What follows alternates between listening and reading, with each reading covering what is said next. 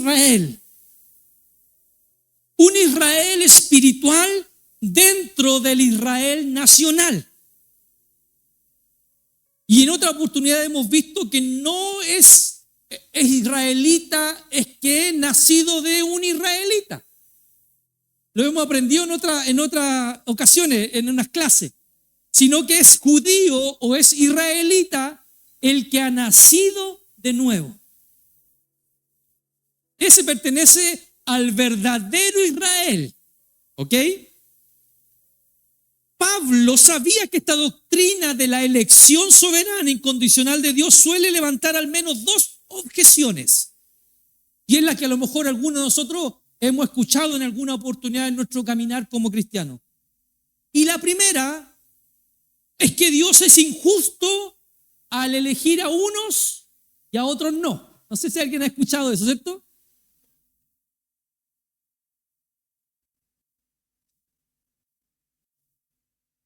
Porque algunos dicen, ¿por qué Él elige a unos y a otros no? Hablando de Dios. Y Pablo responde esta objeción en los versículos 14 al 18 del capítulo 9. ¿Ya?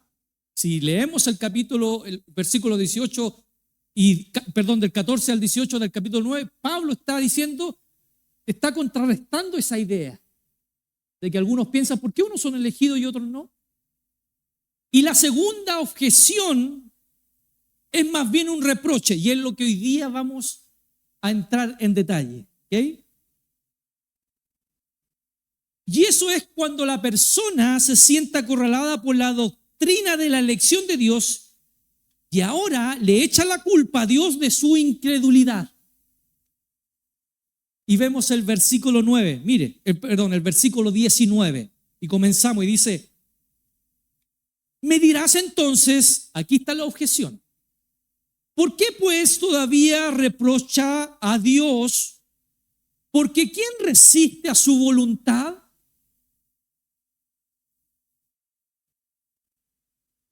Y me gusta la nueva versión internacional que dice de esta forma, pero tú me dirás entonces, ¿por qué todavía nos echa la culpa a Dios? Eso está diciendo la otra persona.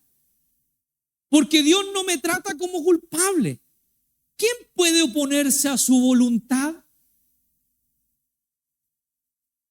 De ahí, de esta expresión del versículo número 19, Pablo le está diciendo al oponente, o sea, a la persona que está al frente de él, que se está oponiendo a esta doctrina de la elección incondicional de Dios, ¿ya? Que por qué Dios juzga a los seres humanos si Él en su soberanía lo ha dictaminado así. Que unos sean salvos y otros no. Eso es lo que está argumentando Pablo. Y de nuevo, mis hermanos, tenemos que insistir en el hecho de que si Pablo hubiera enseñado que Dios escoge a unos de antemano para que queden en Cristo y otros no, si eso fuera lo que Pablo estuviera enseñando, sería vana la enseñanza de Pablo. Porque Pablo no está enseñando eso. En el capítulo 9 de Romanos, Pablo no está enseñando que unos son salvos y otros no. Sino lo que levanta el cuestionamiento es precisamente la enseñanza de Pablo sobre la soberanía absoluta de Dios en la salvación de los pecadores. Eso es lo que está predicando Pablo. La soberanía absoluta de Dios sobre la salvación de los pecadores. En otras palabras, el oponente de Pablo entendió perfectamente lo que él está enseñando. Cuando uno le dice y predica a alguien, la gente sí se da cuenta de que no es buena, que es pecadora. Pero igual así le echa la culpa a Dios. Igual así le echa la culpa a Dios. Ojo, que Pablo aquí, en esta objeción o en esta defensa que está haciendo sobre la elección de Dios, no está hablando con un cristiano. Porque a lo mejor algunos de nosotros, y como en alguna oportunidad he conversado con algunos y muchas veces queremos entender un poquito esta doctrina de la elección, como unos sí y otros no. Pero las personas que están al otro lado, ¿cierto?, argumentando, echándole la culpa a Dios, no eran cristianos, sino que eran judíos que estaban defendiendo su postura y echándole la culpa a Dios porque Él escoge a uno y a otros no. Y me encanta esto, hermano, y a veces cuando uno hace esto como que las personas dicen que no tienen misericordia. Me encanta esto porque Pablo sabe que no vale la pena seguir argumentando con una persona que entendió el mensaje, pero aún así no quiere reconocer su condición. No vale la pena, hermano, seguir argumentándole. Porque esa persona ya decidió no obedecer. Aun cuando entienda en la condición que está, ella decidió no creer en Cristo. Entonces, seguir argumentando y seguir esforzándole, Pablo dice, no vale la pena. Amén. Mis hermanos, Romanos 9, de verdad está bien claro. Aquí, si leemos todo el capítulo, no hay error. No es más explicación. A veces es más humillación de la otra persona. A veces, no con explicarle muchas cosas a la gente incrédula, se va a convencer más de que está perdida sin Cristo, sino que a veces necesitamos tocar el corazón de la persona y que esa persona se humille ante lo que ya se le está diciendo. Amén. Porque mire, sigamos con el versículo 20 y a medida que vamos entrando vamos a ir entendiendo un poquito más. Dice el versículo 20. Mas antes, oh hombre, ¿quién eres tú para que alterques con Dios? ¿Dirá el vaso de barro al que lo formó, ¿por qué me has hecho así?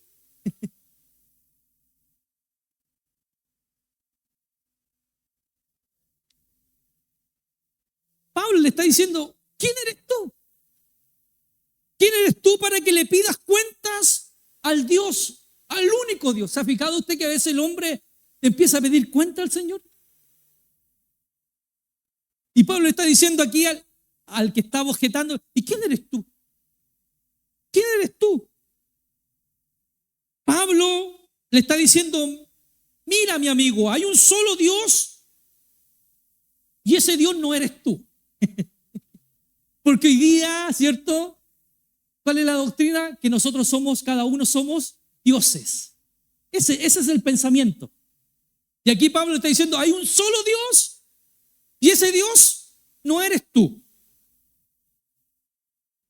Tú eres un hombre, eres una criatura y para colmo de males, eres una criatura pecadora.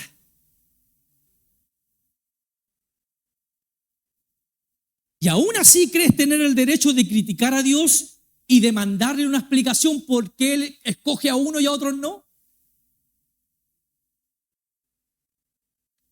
Y aquí donde Pablo le sigue diciendo, ¿dirá acaso el vaso de barro al que lo formó, ¿por qué me hiciste así? Es como cuando alguien está haciendo una masa, ¿cierto?, para hacer pan. Y después la persona, ¿cierto?, no hace pan, sino que hace un queque, por ejemplo, o hace una trenza. La masa tendrá la autoridad de decirle al que lo está formando, oye, si yo tenía que hacer pan, ¿por qué ahora me estás haciendo una doblada? No tiene autoridad. Eso es lo que le está tratando de explicar Pablo a estos judíos. Amén. Ahora, la idea de comparar al ser humano como un vaso de barro no es que Pablo esté diciendo que el hombre es un ser inerte, como el barro en sí. ¿Por qué? Porque el hombre, usted y yo, poseemos voluntad, raciocinio y fuimos creados a imagen de Dios y semejanza de Dios.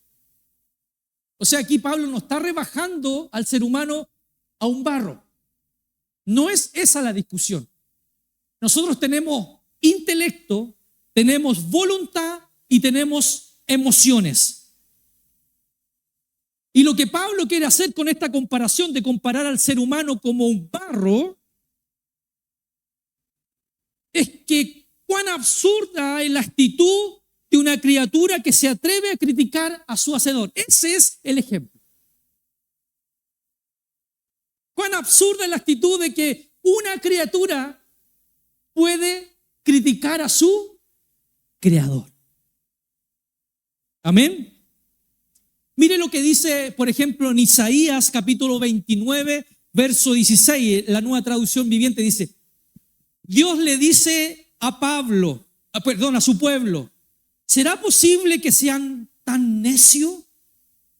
Él es el alfarero y por cierto es mayor que ustedes, el barro. ¿Acaso la cosa creada puede decir acerca de la que lo creó, Él no me hizo? ¿Alguna vez has dicho una vasija, el alfarero que me hizo es un tonto?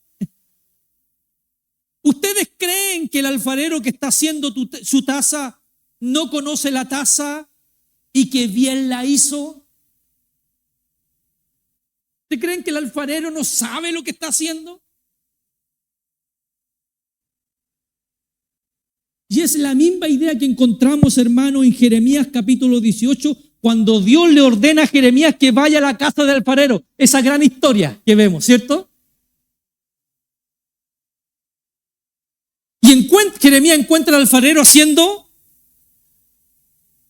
un jarrón, ¿cierto? Y ese jarrón quedó mal, y el alfarero, ¿qué hace? La quiebra, lo rompe y lo hace de nuevo.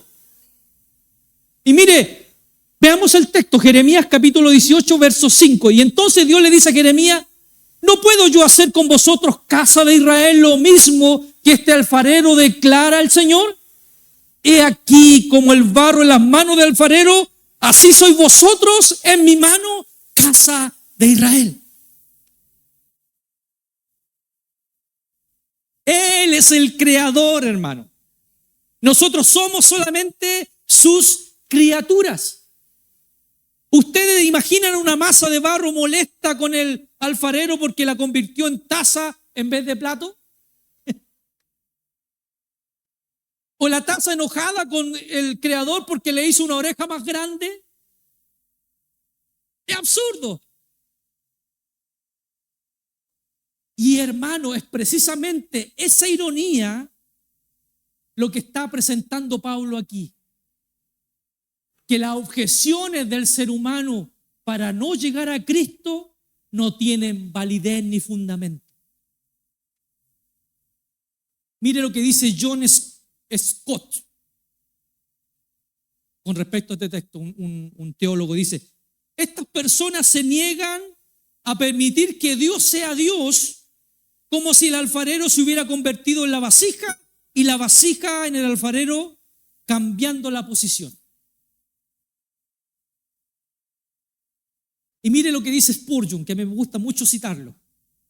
Carlos Spurgeon dice, él es más contundente, dice: los hombres permitirán que Dios esté en todas partes menos en su trono.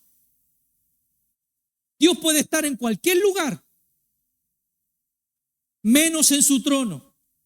Los hombres les permitirán a Dios formar mundo y hacer estrellas, dispensar favores, conceder dones, sostener la tierra y soportar los pilares de la misma, iluminar las luces del cielo y gobernar las incesantes olas del océano. Pero cuando Dios se asciende a su trono o se sienta a su trono, sus criaturas rechinan los dientes.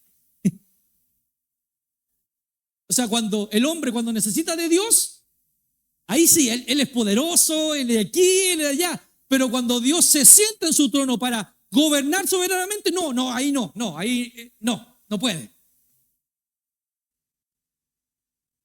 Hermano, y ese es el problema. Que el hombre quiere tener a un Dios controlable. Un Dios al que podamos manipular. Eso es lo que quiere el hombre. Pero ese Dios no es el Dios de la Biblia.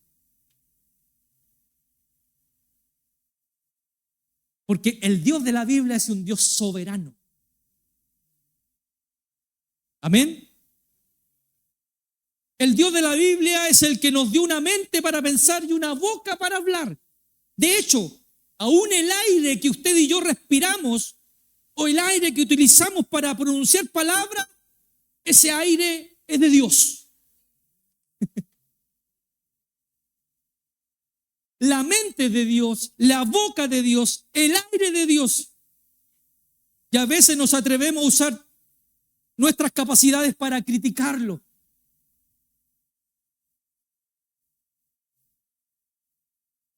Hermano, usted y yo llegamos ayer a este mundo. Dios es eterno. Nosotros nacimos ayer. Dios fue desde la eternidad hasta la eternidad. Somos tan frágiles, hermano, el ser humano, y hablando en este tiempo que estamos en temporada de virus, que un virus que no se ve a simple vista, minúsculo, pequeño, nos puede llevar mañana a una clínica entubado y aún hasta la muerte. Y Él sigue siendo el Todopoderoso. Él sigue sentado en su trono. Pero nosotros, un virus tan pequeño que ni siquiera se puede ver a simple vista, nos puede llevar a estar muy delicados de salud. Amén. Él es el que formó todas las cosas con la palabra de su poder. Yo estoy seguro, queridos hermanos, que la mayoría de los que estamos aquí no somos capaces de entender la teoría de la relatividad. Muchos, yo por lo menos, no comprendo en exactitud esa teoría. Y si Einstein, que podríamos decir, la encontró porque no la creó, si Einstein tuvo esa cabeza, esa mentalidad para poder encontrar esta teoría, déjeme decirle que la mente de Einstein no era más que una pequeña gota casi invisible ante el océano infinito de la sabiduría de Dios.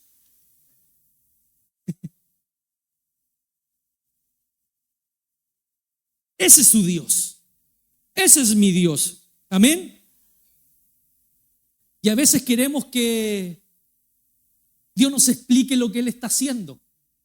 Nos sentimos tan, ¿cierto? Explícame por qué estoy pasando esto, Señor.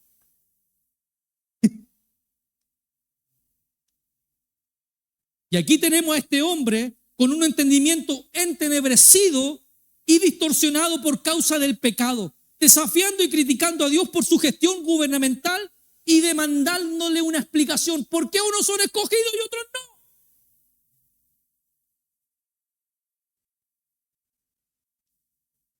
Hermanos, amigos que están aquí en esta tarde, nosotros no podemos entender siquiera cómo es que nuestro propio deseo opera en nuestro interior y cómo mueve nuestra voluntad, nuestras acciones. ¿Lo puede explicar usted?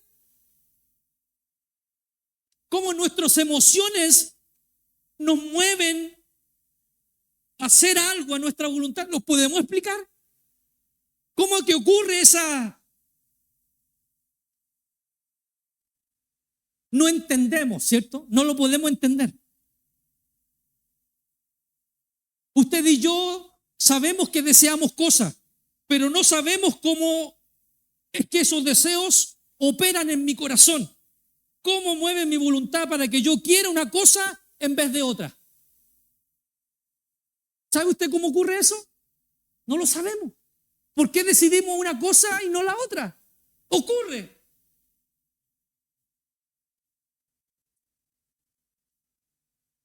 Hermano, debemos acogernos humildemente a la gracia y a la misericordia de Dios en Cristo, que Él ofrece a todos libremente por medio del Evangelio, a todos. Y aquí entramos en tierra derecha. No es que Dios elija a uno y otros no. Dios ofrece a todos la salvación.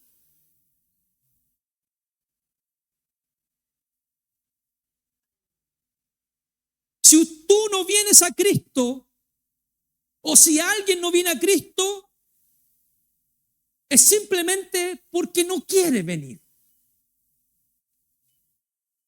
Amén. Y Pablo aquí no solamente le hace ver a este hombre que hay una distancia infinita entre nosotros y Dios, sino que también que Dios tiene el derecho y la autoridad de dispensar su justicia y su misericordia como Él quiere. Él sabe que le entrega misericordia y a quien no. Y en esa misericordia, queridos hermanos, vemos que en el versículo número 20 del capítulo 9 que estamos leyendo, dice: ¿quién eres tú para que alterques con Dios?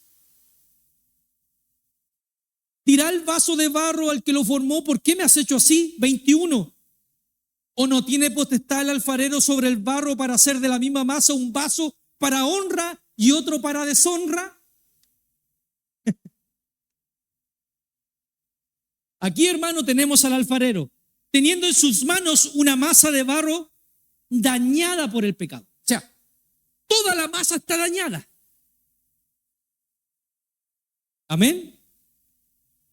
Y eso es importante que lo entendamos. Porque dentro del ser humano no hay una clase de ser humano privilegiada. Todos los que nacen, dice la Biblia, nacen bajo pecado. Amén. Pero aquí vemos la misericordia de Dios, que Él decide tomar esa masa de barro dañada para hacer algunos de honra y otros de deshonra. Él no está actuando con injusticia, como ya Pablo demostró en los versículos 14 al 18. Lo sorprendente no es que Dios haya decidido tratar a uno con justicia, a una humanidad pecadora, sino que haya decidido hacer de esa misma masa vasos de honra. Y ahí está lo principal y lo primordial de la misericordia de Dios. No es que trate a uno con injusticia y a otros con justicia, no. Lo importante aquí, lo que está señalando Pablo, es que Dios tomó esa masa corrompida, tomó a la humanidad y Él decidió de esa misma humanidad crear vasos de honra. Hermanos, la justicia de Dios es entendible. Lo que no es entendible de Dios es su misericordia. Porque dice la Biblia, en cuanto todos pecaron, todos estaban destituidos de la gloria de Dios. Ahí estamos viendo la justicia de Dios. Pero lo que no es entendible, cómo Dios puede tener misericordia con los pecadores. No lo podemos entender, hermano. Y esta carta de los Romanos, ¿ya? Y explícitamente este párrafo que estamos leyendo hoy día, el capítulo 9, ¿ya? Es una evidencia que Pablo le estaba dando a las personas de Roma, a los judíos explícitamente, dejando al hombre sin excusa frente a la justicia de Dios. O sea, el hombre no tiene excusa para justificar su naturaleza pecaminosa. No tiene excusa. Mire lo que dice Romanos 1:8. Porque la ira de Dios se revela desde el cielo contra toda impiedad e injusticia de los hombres que con injusticia restringen ¿qué? La verdad. ¿Y cómo están restringiendo la verdad? Sigue. Aquí está la respuesta aquí en el versículo 19 y 20 del capítulo 9. Porque lo que se conoce acerca de Dios es evidente dentro de ellos, pues Dios lo hizo evidente. 20. Porque desde la creación del mundo, sus atributos invisibles, su eterno poder y divinidad se han visto con toda claridad, siendo entendidas por medio de las cosas creadas, de modo que no tienen excusa. Y ahí respondemos una pregunta: ¿qué va a pasar con aquellos seres humanos que nunca escucharon de Cristo y murieron sin Cristo? Bueno, todo lo que le rodeaba daba testimonio que hay un Dios superior, soberano.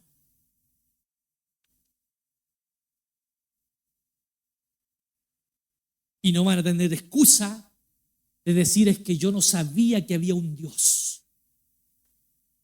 Porque todo lo que lo rodeaba, las cosas visibles, dice, su eterno poder y su divinidad se han visto con toda claridad. O sea, no hay nubosidad en eso.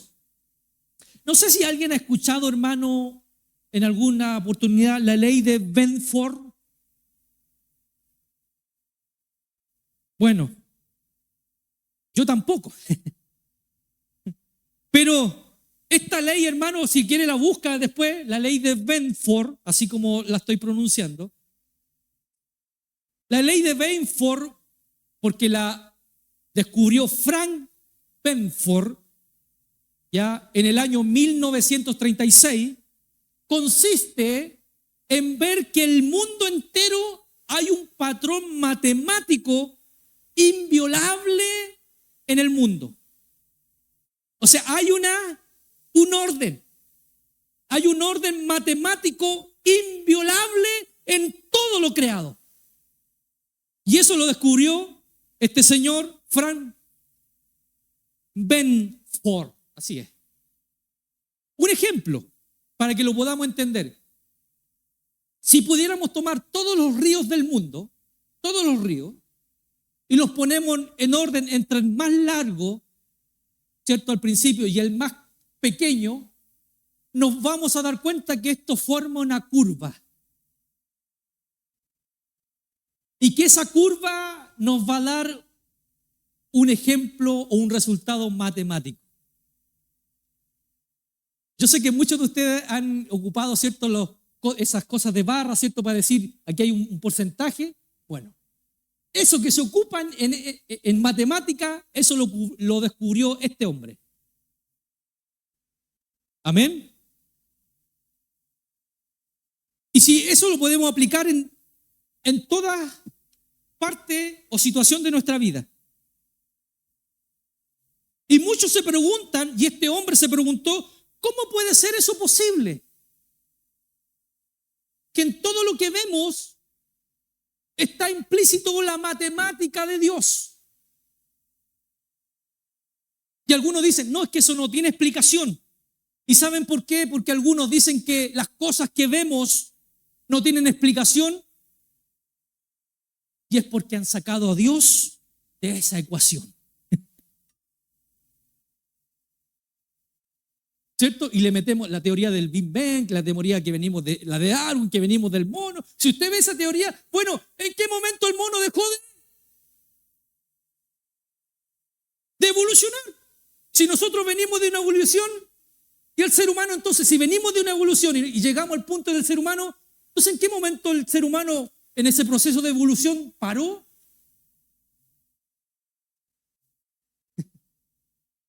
Y todos estos hombres, ¿saben por qué llegan a eso? Porque sacan de la ecuación, y esa ecuación, como sacan a Dios, les da un resultado, una teoría vana, que no tiene sustento. ¿Amén? Mire lo que decía Isaac Newton. Dios geometriza. Dios ha hecho un mundo matemático. ¿Saben por qué? Para que la gente que sabe de matemática, o sea, los científicos, los grandes pensadores, los grandes creadores de los inventos, lo puedan ver. Pero ellos se niegan a ver lo que es evidente. Y lo decía Isaac Newton.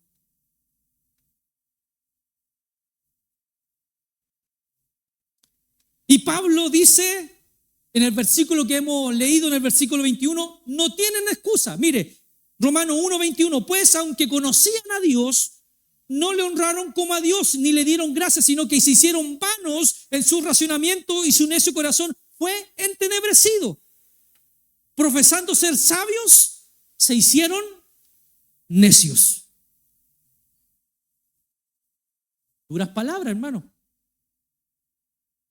Y en Romanos 3:19, Pablo va a decir, para que toda boca se calle y todo el mundo sea hecho responsable ante Dios. O sea, nadie podrá excusarse de que no, si Dios elige a uno, total, a mí no me eligió. Yo estoy en lo no elegido. Mire, seguimos. Verso 22 al 24. ¿Y qué si Dios quiere mostrar su ira y hacer notorio su poder? Soportó con mucha paciencia los vasos de ira preparados para destrucción, 23, y para hacer notorias las riquezas de su gracia, las mostró para con los vasos de misericordia que Él preparó de antemano para gloria. Y 24 dice, a los cuales también ha llamado, esto es, a nosotros, no solo los judíos, sino también los gentiles. ¿Se dieron cuenta que aquí en el verso 22 dice hacer notorio y después en el verso 23 hacer notorio? O sea, da un énfasis que lo que Dios hace no lo hace en secreto, lo hace para que sea evidente para todos. No hay nada oculto. Amén. Dios hace las cosas como las hace, para que su gloria sea más ampliamente revelada por medio de su justicia y por medio de su misericordia. No se trata de una cosa ni la otra. Son las dos cosas a la vez. Dios implanta su justicia y a la vez su misericordia. Amén. Dios nos bendiga. Dios tiene potestad de soportar con paciencia la soberbia de los incrédulos, hermanos. Dios está ahí. A los que no creen, Dios lo está ahí soportando.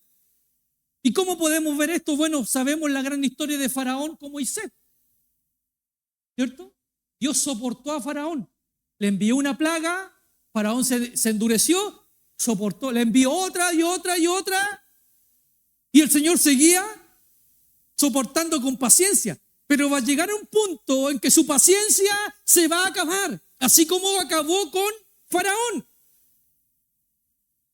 Hermanos, y a los que estamos aquí en esta noche, ¿cuánto tiempo Dios nos está esperando con paciencia?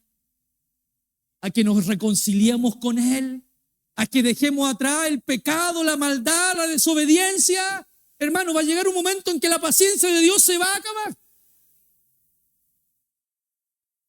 Y si no nos hacemos de esa misericordia, nos va a alcanzar su justicia. Porque ambas van juntas, la justicia y la misericordia de Dios. Amén. Entonces, queridos hermanos, frente a este punto solo tenemos una cosa que hacer. Es humillarnos ante Dios y clamar por misericordia. Amén. Porque Él es justo y también misericordioso. Recuerden las dos cosas. No sé si usted ha escuchado alguna vez esta frase. Dios es un Dios de amor y Él no va a condenar a nadie. Yo lo he escuchado muchas veces. No, si Dios, ¿cómo va a condenar a nadie si Dios es amor? Ahora, eso es verdad, Dios es amor, pero también es un Dios de justicia. Amén. Un Dios que solo tiene amor, pero no tiene justicia, no es el Dios verdadero, no es el Dios de la Biblia, no es el Dios que servimos. Eso es una caricatura que los hombres hacen de Dios, pero no es el Dios verdadero. Amén. De hecho, hermano, si no entendemos la justicia de Dios y su ira contra el pecado, ojo, no contra el ser humano, contra el pecado, tampoco vamos a entender la magnitud de su amor y de su misericordia. Si no reconocemos cuán pecador somos y cuánta falta nos hace un Salvador, nunca vamos a llegar a entender por qué Dios murió en esa cruz, siendo inocente, para pagar por los pecados de nosotros, los penitentes. Amén.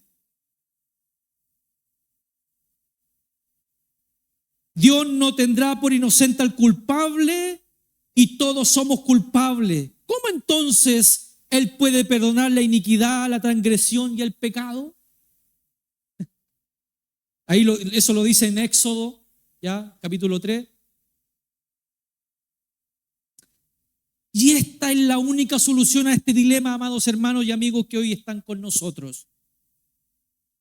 El justo fue castigado por los injustos para que seamos perdonados. O sea, en esta ecuación de la justicia y la misericordia está incluida la vida de Cristo. El injusto fue condenado, o sea, el justo fue condenado por los injustos. Amén. Pero la muerte de Cristo en la cruz no tendría significado a menos que la veamos a la luz de la perfecta justicia de Dios. No podemos verlo claramente si no lo vemos declarando que Dios es justo. Amén. Amados hermanos, la cruz y la misericordia de Dios pierde todo su significado sin la justicia de Dios. No existe, es vana. Y por eso, hermano, al ver la ira de Dios derramada sobre una humanidad culpable, es ahí donde es más evidente las riquezas de su gloria para con los vasos de misericordia que Él preparó de antemano. Y mire lo que dice Efesios 1:3. Bendito sea el Dios y Padre de nuestro Señor Jesucristo, que nos bendijo con toda bendición espiritual. ¿Dónde? En los lugares celestiales. O sea, la única alternativa para el hombre es Cristo. Y esa bendición ya estuvo preparada desde antes de la fundación del mundo. Amén. Mateo 13:43. Los justos resplandecerán como el sol en el reino de su Padre. Romanos 8:18. Pues tengo por cierto que las aflicciones de este tiempo presente no son comparables con la gloria venidera que en nosotros ha de manifestarse. Fuimos bendecidos con toda bendición del cielo de lo alto. Vamos a pasar aflicciones, pero estas aflicciones no son comparables con esa gloria venidera que nos espera, hermano. Dios nos bendiga. Somos vasos de misericordia, hermanos. ¿Se ve usted a sí mismo así? Fuimos preparados para su gloria. Romanos 8:28b dice: a los que conforme a su propósito son llamados. Y este llamamiento que vemos aquí no es simplemente un llamado que se hace cuando predicamos y que vengan a Jesucristo. No es esa clase de llamamiento, hermano. Amén. Sino que este llamado es que Dios muestra su voluntad y nos da, como yo lo explico, una gracia preconcebida para que en esa luz, en ese momento podamos decidir por Cristo o seguir en nuestros delitos y pecados. Incluso esa voluntad, esa gracia, Dios la permite y la da por misericordia a todos los seres humanos. Entonces, si alguien se condena por sí mismo, por no haber creído. Amén. Dios nos bendiga. Y por último, es esto, hermano, lo que Pablo está probando a través de estas 4 citas del Antiguo Testamento. Dios ha estado llevando a cabo lo que Él había propuesto hacer en su voluntad. La mayoría de los oponentes que estaban aquí eran judíos. Y él, al hablarles, como si le estuviera diciendo: oigan ustedes, a los judíos, ¿no leyeron a los profetas?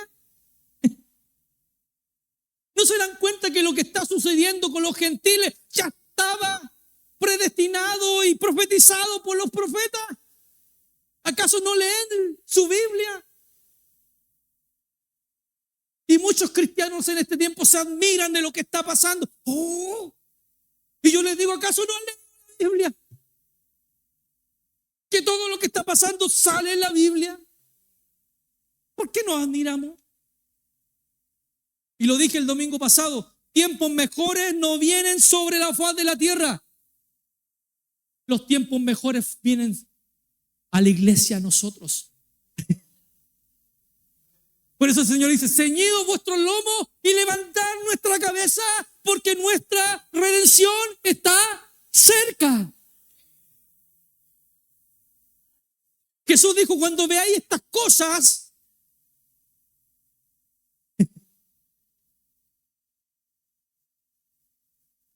pero a veces nosotros estamos tan metidos en la corriente del mundo, ¿cierto? Y esto no se trata de que estemos lejos del mundo, no. Porque tenemos que salir a trabajar, estamos en los mismos peligros, nos pasan las mismas cosas, nos enfermamos y no estamos exceptos de eso. Pero hay una condición: que nada de lo que nos pasa está fuera del control de nuestro Dios soberano, hermano. Nada. Nada.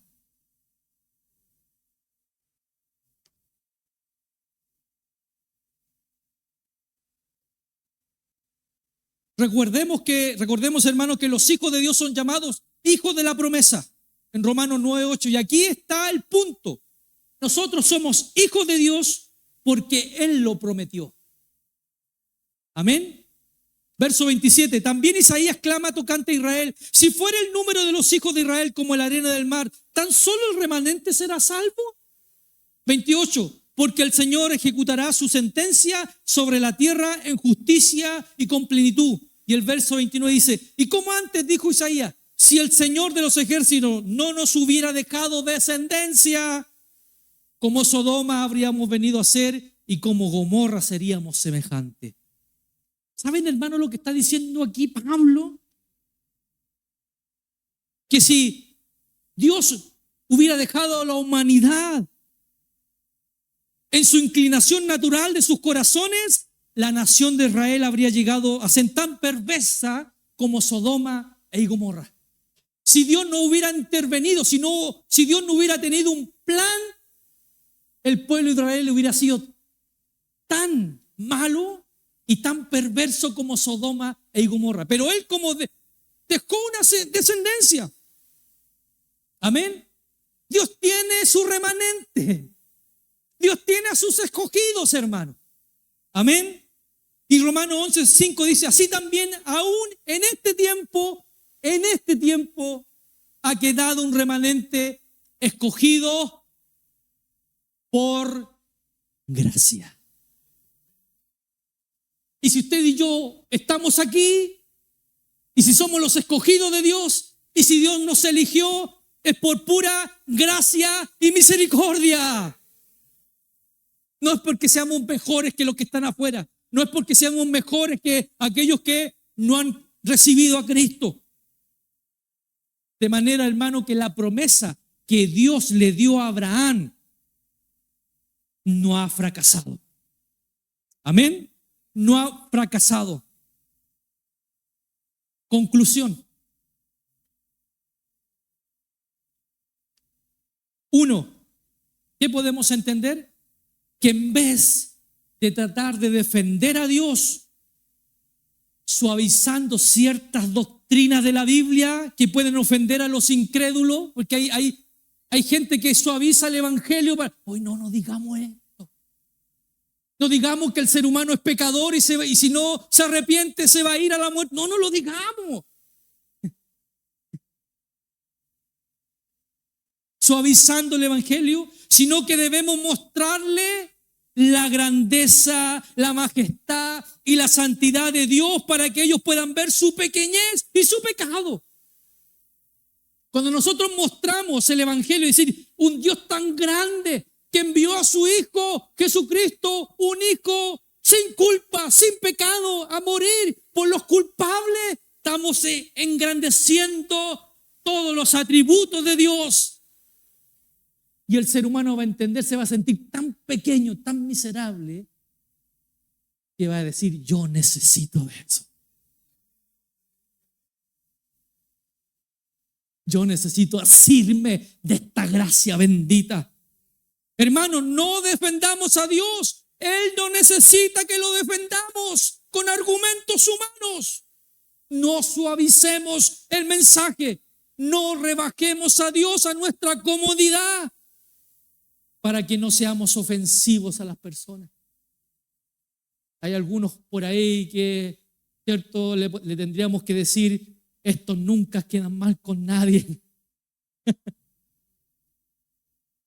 2, no nos preguntemos por qué Dios salva a uno y a otros no, sino más bien deberíamos preguntarnos por qué Dios estuvo dispuesto a salvar a sus criaturas rebeldes a través de un sacrificio tan costoso.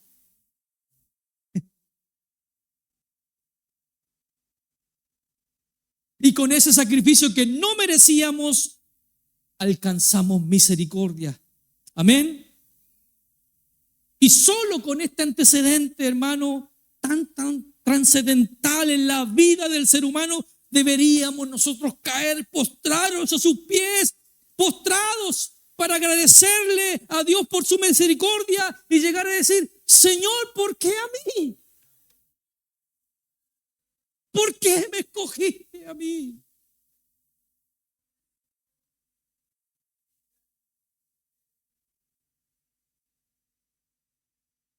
Qué consuelo, hermano, saber que fuimos concebidos y preparados de antemano para ser vasos de misericordia.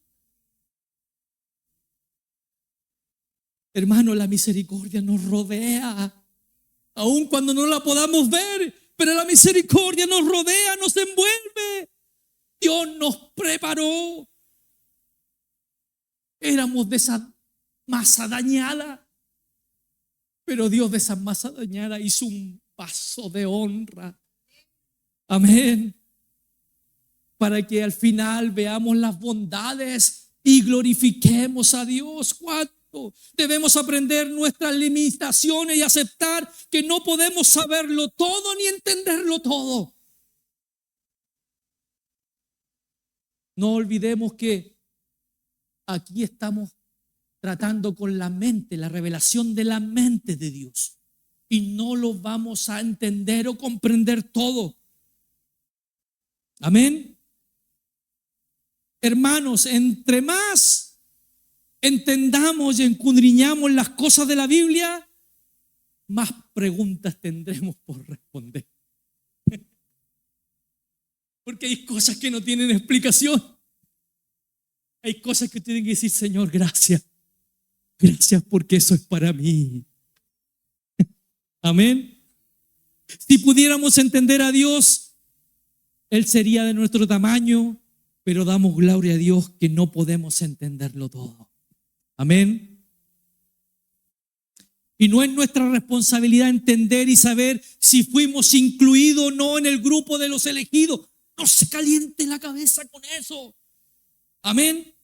Sino que debemos estar convencidos de que todos aquellos que vienen a Cristo en arrepentimiento y fe serán recibidos, porque eso es lo que nuestro Dios prometió.